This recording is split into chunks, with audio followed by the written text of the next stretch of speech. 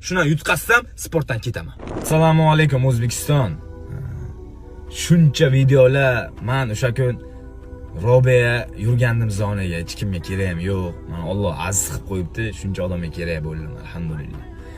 Kibrlanibdi debdi. Hammasi bitta javob qilib ketaman, lekin men o'zimni oqlayotganim yo'q. Men yutqazdim. Tan olaman.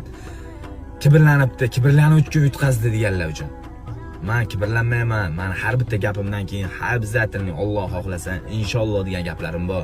Uni urib taylayman, uni cho'zib taylayman degan gaplarim yo'q. Men iymonimga, qazorimga iymon keltirgan bo'lamanmi? Men 3 marta qamalib ham ko'zimga yosh olgan bola emasman men. Mana so'raylar.